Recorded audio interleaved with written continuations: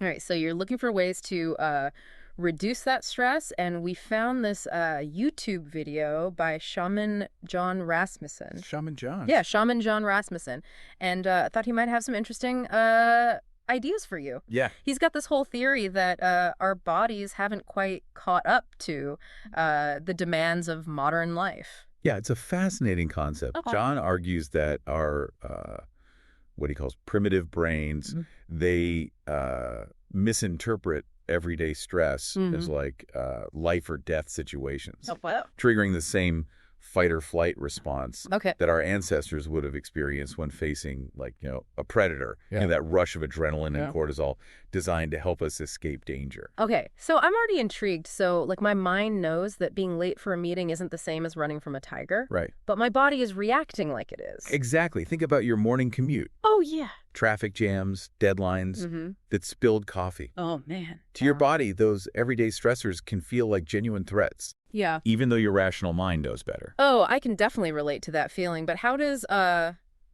Shaman John suggest we deal with this? Yeah? Does he want us all to move to a deserted island and live off the land? Not quite. Okay. He actually proposes a Yeah. surprisingly simple technique, talking to your body. Talking to my body. Yeah, he believes that by verbally reassuring your body Okay. that these modern stressors aren't actually life-threatening, Right. you can calm down that primal stress response. Wait, so I should be having full-on conversations with my arm telling it everything is going to be okay. Isn't that a little, well, out there? It might sound unusual, but think about it. Okay. We know that our thoughts can trigger stress, right? Yeah.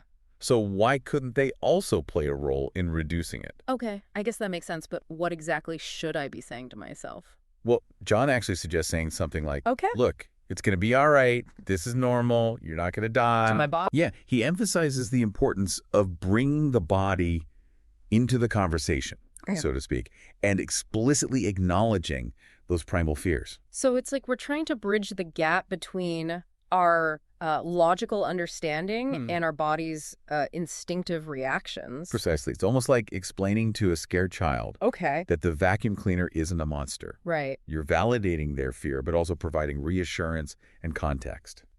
Okay, I'm starting to see how this could be helpful, but is there any actual evidence that this works? Yeah. Or is it just wishful thinking? Well, anecdotal evidence aside, Okay. there's actually a growing body of research that supports this mind-body connection Right. and the power of our thoughts to influence our physical state. Okay. Things like biofeedback and mindfulness practices, Right. for example, have shown that we can learn to consciously regulate things like our heart rate and breathing, which are directly tied to the stress response. So John's technique could be tapping into a similar mechanism. Potentially, yeah. I'm curious to hear more about how this works in practice. Yeah, well, John provides a pretty vivid example in the video. Okay. He talks about going for a swim in the frigid California Ocean, Oh, yeah. where the water temperature can drop to like a chilling 54 degrees. He claims that by preemptively talking to his body, explaining that he was only going in for a short dip and that everything would be fine, he was able to avoid the usual panic response. Whoa, that's impressive. Yeah? Walking into that freezing water without freaking out just by talking to himself. I can't even imagine. It's a striking illustration of how our minds can influence our physical experience. Right. By consciously framing the situation Yeah. and addressing those instinctive fears. Okay. He was able to stay calm and collected even in a physically challenging environment. Wow. Yeah. So it sounds like he's essentially hacking his own stress response. Yeah. But is this something that can be applied to more everyday situations? Oh, absolutely. Like dealing with work deadlines or rush hour traffic. Yeah. And this is where the practical application of John's technique really shines. Okay. Remember, it's all about recognizing that your body might be misinterpreting the situation Right. and offering it some reassurance. Okay, so let's say I'm stuck in traffic and starting to feel that road rage bubbling up. Yeah. Would I just say something like, hey, body, it's cool. We're just in a bit of a jam. No saber-toothed tigers here. Well, you don't necessarily have to say it out loud. Okay. The key is the internal acknowledgement and reassurance. Mm-hmm. You're essentially reminding your body that this isn't a life or death situation. Okay. And there's no need to go into full-blown panic mode. So it's like a mental reframing exercise. Exactly. Instead of letting my body dictate my emotional state, Yeah. I'm consciously choosing a different perspective. Exactly. And that conscious choice is a powerful tool. Okay. You're essentially interrupting that automatic stress response Okay. and replacing it with a more rational. And calming internal dialogue. Okay, I'm starting to see how this could be really useful. But wouldn't this require constant self-monitoring? Like, Hey. do I need to be on high alert for every little stress trigger throughout the day? Well, John doesn't suggest it needs to be a constant Right. hypervigilant process. Okay. It's more about developing a greater awareness of your body's reactions Hmm. and learning to intervene when necessary.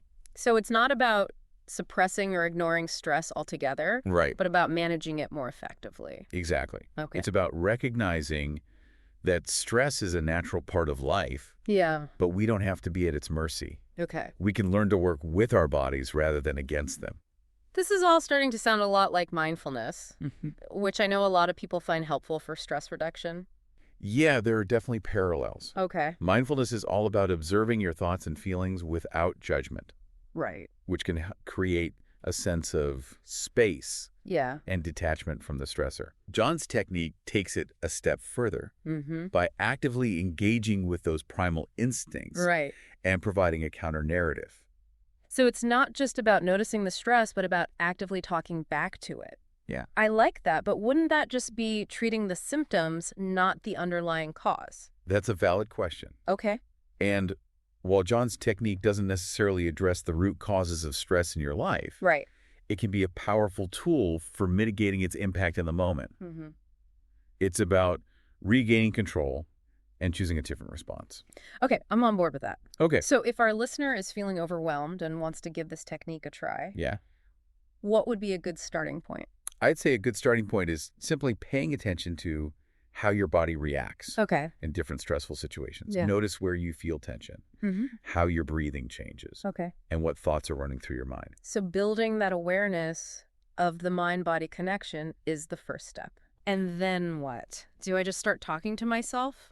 You could start by silently reassuring yourself Okay. that you're safe Right. and that this situation will pass. Mm-hmm. It might feel a bit strange at first, Okay. but with practice, it can become more natural. So like if I'm about to lose it over a missed deadline, Yeah, I could try saying to myself, it's okay, this isn't the end of the world. exactly. We'll figure it out. Exactly.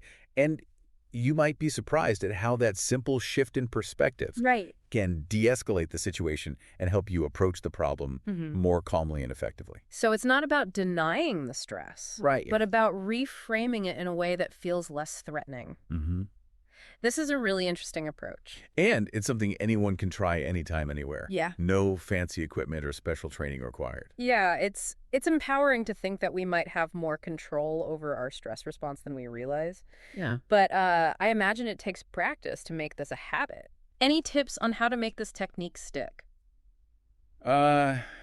It's like building any new skill, consistency is key. Okay. John recommends incorporating this kind of self-talk into your daily routine, Right. even when you're not feeling particularly stressed. So not just waiting until I'm about to have a meltdown, Right. but proactively using it throughout the day. Exact. You could weave it into existing habits. Okay. Imagine you're stuck in traffic. Yeah. Instead of letting frustration take over, Right. use that time to practice. Mm-hmm. Remind yourself, it's all right, I'm safe, we'll get there eventually. Turning those little moments of stress into opportunities for practice.